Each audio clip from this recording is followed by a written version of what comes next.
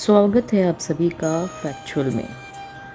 भाद्रपद मास शुक्ल पक्ष की अष्टमी 13 सितंबर से महालक्ष्मी व्रत का प्रारंभ ये साल होने जा रहा है।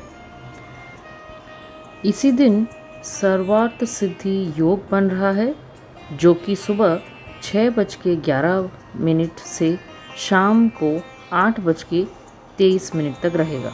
अष्टमी तिथि का प्रारंभ 13 सितंबर दोपहर 3:10 से 14 सितंबर को 1:09 दोपहर तक रहेगा।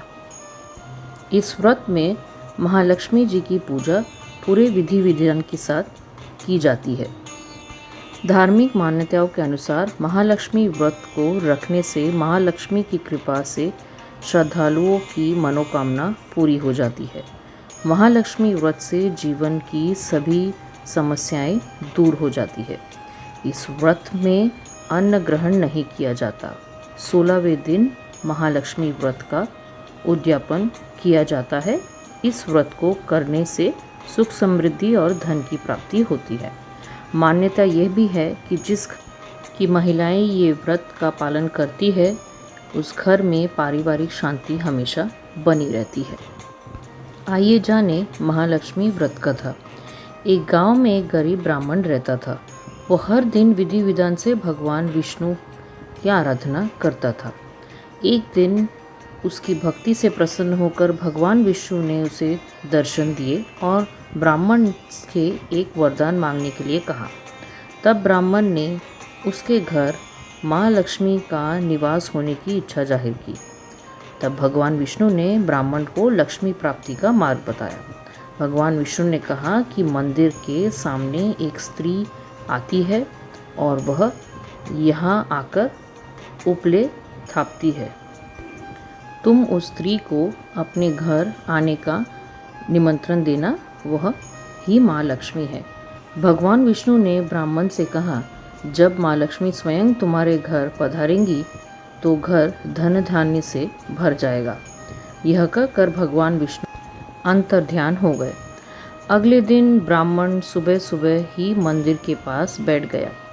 लक्ष्मी माँ उपले थापने के लिए आई तो ब्राह्मण ने उनसे घर आने का निवेदन किया। ब्राह्मण की बात सुनकर माता लक्ष्मी समझ गई कि ये विष्णु जी के कहने पर ही हुआ होगा।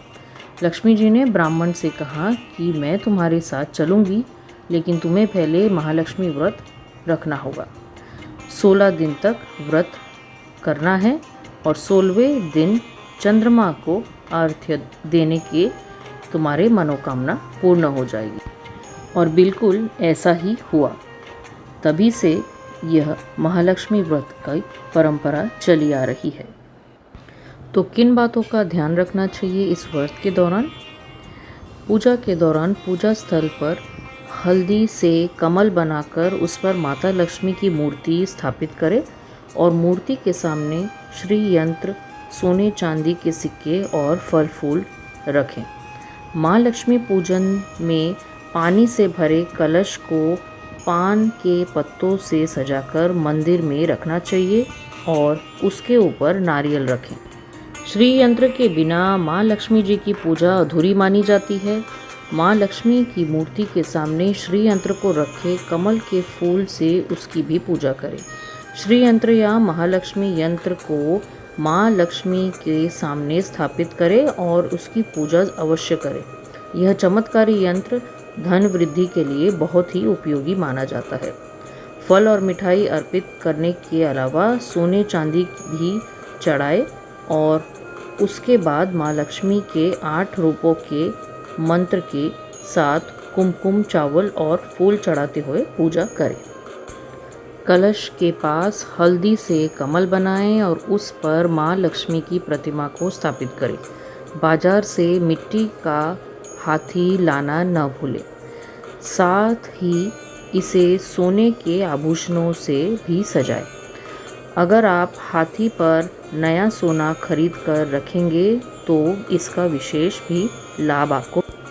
महालक्ष्मी जी की कृपा हम सब पर ऐसे ही बनी रहे, इस आशा के साथ वीडियो यहीं समाप्त करते हैं।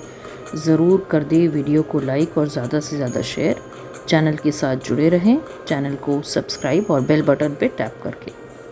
दोबारा मिलते हैं एक नई वीडियो के साथ, तब तक अपना अच्छी तरह से ख्याल रखें। वीडियो देखने के लिए आपका धन्यवाद।